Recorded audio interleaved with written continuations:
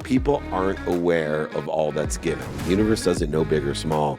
And when we realize that if beyond the penny, that if we're saying no to options, opportunities, and touches of favor, that we're communicating that to the universe. It's a form of scarcity. There's this certain question that I've learned to ask that's a confirmation of the world and more than enough of a value add world. And it's, hey, what's up, everybody? Live from the NBA All-Star Weekend. Hey, super excited. Lots of things going on here, and I am super fortunate to be here with my best friend on the planet, Dr. David Meltzer. yeah, Dr. David. Meltzer. I just love the fact that I got a smirk out of Dr. Lacey Book when you said my best friend. She knows how much that means to me. So she's like, finally, you got Mr. Smiley to actually give validation to his love for you. I want to talk about a lot of people. This is the week after Super Bowl. So Is it? I don't know. We were out in Las Vegas last week. Now we're here, and people that follow along the journey on social media, they're like, man, you're out there, you're doing all of this stuff. They want to be in your shoes. I want to break that down, though, because from the outside, I was just talking last night about how many people literally say no to opportunity. So, Lacey and I, we talk a lot about finding money on the ground, and we get made fun of a lot on social media, but it's a big deal to us that the universe sends us signs of abundance. If you see a penny on the ground, and a lot of times people are like, oh no, I'm not picking that up. You're saying no to the universe. You're like, hey, I'm good. But I also noticed that, as I've been able to travel with you, a lot of opportunity presents itself that I see you eagerly jumping into that most people would be like, oh no, I saw you interviewed Flavor Flav, Radio Row. Yeah. So a lot of people would be like, oh, I'm not going to, what am I going to say to Flavor Flav? Tell me about how you overcome that and have learned to say yes to opportunity. Well, it stems from the exact example that you did. I was blessed to be mentored by Dr. Wayne Dyer, who talks about, he picks up everything because it's the universe and it's not the amount. The universe doesn't know big or small. And when we realize that if beyond the penny, that if we're saying no to options, opportunities, and touches of favor, that we're communicating that to the universe. It's a form of scarcity. It's a form of not enough, or I just have enough time to interview these people. Or I think one of the other things why you are my best friend is you don't say no, and you realize the options, opportunities, and touches of favors. So you'll fly like I did on a red eye and say yes, and then organize and prioritize accordingly to get back to what you previously had planned. And the universe will respond. And the confirmation at the Super Bowl, which I've done for so many years, NBA All-Star Game, is that people aren't aware of all that's given. So if you pass a penny on the street, you're saying, I'm not aware of all that I'm given. And then it leads to, I'm not worthy of receiving all that I'm given, even if I am aware of it. And so for me, the testament or the confirmation of going to these huge events and being able to be open not only to the options, opportunities, and touch of favor, but to expand that, amplify it to the people you love the most. And I find it interesting because since the Masters, people didn't believe me. I was blessed to do this thing, CBS's Master of Giving, because I always would say to people, oh, Masters is on your bucket list, come with me. And they're looking at me like, really? I'm like, yeah, you may have to help me out with a badge because those are super expensive, but like food, entertainment, the house, if you don't mind sharing a house with people you don't know, come and join me at the Masters. And you saw that at the Masters, the Super Bowl, and now at the NBA All-Star Game. There's a whole bunch of everybody that joins us, and it's just a testament to what abundance is. So the next step of that once people overcome that, they're like, okay, I'll buy into that. I'll do that. Even for me. So I'm going to be very, very vulnerable, transparent. Like, if you're going to roll with David Meltzer, you're with all of these big time people that just show up. Like, they're just all of a sudden these people come up, and then, and even for me, half the time they're like, I know who you are. I've talked to you about that. Like, there are people like, oh, I know who you are, and I'm like, how do you know who I am? Like, what's going on here? It is easy then for people to feel, and you mentioned this, it's easy for people to feel small, to feel unworthy in a situation. Help us to overcome that and understand that when we are put in these situations, it is actually because we are worthy. Yeah, and I think it works both ways, to feeling worthy, but also to not having a need to be offended. And so there's this certain question that I've learned to ask that's a confirmation of the world of more than enough, of a value add world. And it's, how have I done this, or how do I feel when that's done? Meaning that, I take offense to someone, that does something to me, and I'm like, well, have I done that? Oh, I have. Right. Oh, have I lied about showing up to somewhere, an excuse of not showing up to somewhere? Yeah, I have. So why am I so offended that I caught someone lying and saying, hey, I can't make it because, the ticket prices of the plane is too high, when, I look up the ticket, I buy a ticket for you. Right. And then the other side is even more important in receiving is, how would I feel if they received what they're offering me? How would that make me feel to be the giver? And then I say, well, why am I denying Sean? Like, you bend over backwards, you and Lacey, you bend over backwards so many things for me. And my initial reaction, just like my initial reaction to be offended is to be offended, my initial action is no. Like, I don't want to come down to Florida or stay at your house or do all the nice things that you do. And then I'm like, well, how do I feel when someone says no to me? When I'm offering, because I love being around the person and I want to share all that I've been given. And that's really been the key to me as a validation of abundance, of why would I cheat my best friend out of giving me this, whatever you're offering, and an invitation, not an obligation. And I think that really has helped me heal my worthiness, because now it's not that I'm not worthy, it's that I shouldn't feel bad or cheat you out of giving. And I shouldn't cheat myself out of what's given.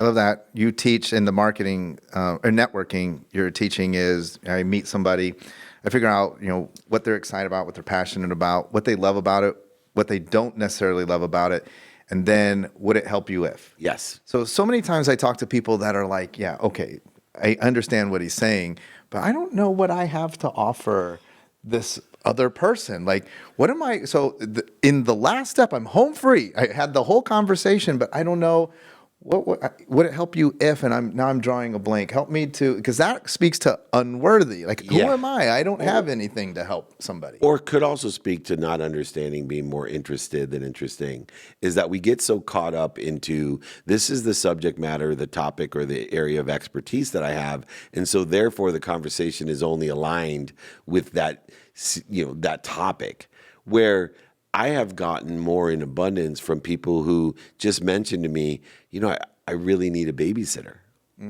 Would it help you if, my 13-year-old babysat for you? Or, I can't afford a car. Well, I got 6 cars and no drivers. Would it help you when you came to California if you borrowed one of my cars? And that has nothing to do with my area of expertise. I'm not a Turo guy, right? But I find that, one of the main things, there's 2 things I end content with. Either be kind to your future self and do good deeds, or be more interested than interesting. Because the more we're interested, the more we can understand how we can be of service or value, or a simple connection or a simple favor that can change our lives by, do you know anyone that can help me? And when I hear that all the time, like our friend invited us to, I think it's duck hunting or some kind of hunting event. Quail right, because he was just telling me I was more interested in what he was doing in movies, in TV, and he had done Unbroken, the movie. And then he said, have you ever seen The Righteous Gemstones on HBO? Right? And I love that show. Yeah. It's because it's kind of about Joe Osteen. I don't know if it's too soon for me to say how much I love Joe Osteen with what went on in Houston, but I love him. And I'm like, holy shit, you own that house? And then I'm like, hey, do you know what can help me if we did a mastermind there or did an event? Now he's having a conversation there, et cetera. So I just find that inherent in not just not being worthy, it's people are just so focused on, this is what I'm trying to get, instead of just being open-minded and remembering value can only be created in 2 ways: giving people what they like more of, or taking away some, if not all, of what they don't like. And sometimes it's something really simple that, I need a piece of paper and a pen. hey, would it help you if I gave you my pad? I don't need this anymore, my journal. These are little things that create and establish a relationship, make us feel better, and then lead to bigger and better things that are on topic or do align with our subject matter expertise. So you do these VIP dinners, and we've done a couple of them Yes. together. Thanks to you, I started Tell me about that experience. Tell me, like, why do you do them? What do you get out of doing these all over the world? I get a community of people that buy from me and sell for me that are at the same frequency as I am. I've always done VIP dinners. The only difference was I never felt worthy of the value of what that meant to me and to the people that showed up. And so what I started to do in the idea of abundance was, wait a second, we can all benefit and there's a quantitative value to it. And it is difficult because some people can't, because it's like a Super Bowl ticket. Everything I do, I kind of put into this format. If I have a Super Bowl ticket, this year was worth 10 grand each. So my brother, maybe more depending on how good. If you got Dave Meltzer seats, it's worth more. But the average seat, 10 grand. So my brother calls me and said, Dave, can you get me a Super Bowl ticket? And I'll tell him, yes, but they cost me 10 grand. You have to pay for them for 10 grand? No, I don't. But I can sell it for 10 grand. So if you're comfortable with me giving you 10 grand and that's your intention and you're my brother, no problem. But I want you to acknowledge that there's a quantitative value of this, and it's the exact same energetically of you asking me for $10,000. So is that worth it to you for me to do that for you? And I tell my siblings that, who I would gladly give it away, because I think a lot of times we don't communicate effectively and realize there's value. So with the VIP dinners, the most difficult thing in the worthiness was, hey, we only have 40 seats. That means the restaurant told you there was 30 available and I sell 40. But when people are like, hey, how dare you charge me to come to dinner? I literally say, yeah, but the difference is if you are comfortable that the fact that it's $2,500 to come, that I'm giving you $2,500 and our relationship hasn't warranted that type of value yet, if you're cool with that, then you can come for free. But I think people just don't know. And then, there's one podcaster that really wanted to come. And instead of just asking me and saying, hey, I really want to come and be great value, it would really help me if you did this for me, he attacked me. I thought you were so abundant. You should have people come for free. I'm like, about 90% of what I do is free. And so if you'd like to make me a certain introduction, you want to come to my meetup, or you come online, all free. My books, I ship them for free. But there's certain things that are funding all of this, and I fund those via. So that was the most difficult thing for me, because if I did also do it for free, we would have to have probably now about 1,000 people at a dinner, and I just can't afford to do that 3-4 times a week. Right. I was going to end there, but you brought something up, so I want to add one more thing. Somebody wanted to come to the dinner, didn't communicate effectively, or wanted to do a podcast, whatever, and they didn't communicate effectively. They have a need to be offended, right? So then they go on the attack. This is very common. Very right? common. Like, and you and I were actually talking about that the other day. Then you have this philosophy of allowing people to fall off, but in the moment, it's very hurtful. Very. Because you're like, I didn't do anything. I mean, we're involved in a situation right now where we, from our partnership, we didn't do anything wrong, and other people are mad. And we're like, well, we didn't change the narrative. We didn't do anything wrong. How do we handle that? Because it's easy for that need to feel offended or be offended. It's easy for that to creep into us. And then you're like, okay, so listen, because you're being a jerk, I'm going to be a jerk to you. Because you're attacking me on social media, maybe I don't attack you on social media, but I'm going to talk about you here. How do we mitigate that in the world where everybody has a need to be offended, and sometimes they're not so nice to us? Yeah, well, human nature never changes. So one thing that gives me solace is I study history to learn human nature even before social media. And so forgiveness, from way back when in Sanskrit, or on the Course in Miracles that have been forever, or any of these other texts, religious texts, spiritual texts, forgiveness and praying for someone's happiness. right? Hurt people hurt people. And so my first initial response is to find out how you're hurt, so you stop hurting me. But some things can't be resolved, and that's where the fall away strategy comes into place, that I don't give it any energy. And if someone brings it up, it's just simply I pray for his happiness, I pray for her happiness, I take accountability for hurting them unintentionally, which anyone that has kids, anyone that lives life knows that we have hurt so many people. Going back to where we started, have I done this before? I have not only hurt people unintentionally, but I then, out of my insecurity, project my hurt and try to hurt them, either talking behind their back, much less than I do today at 56, but at 18 or 28 or even 38, right? I was very passive aggressive, very attacking on so many people in a passive aggressive way that just now I'm learning those lessons. So my best advice is to, forgive, but also pray for their happiness. And then if you can't figure out how you unintentionally hurt them, or maybe you intentionally hurt them, then let them fall away, because it is also a form of protection and promotion.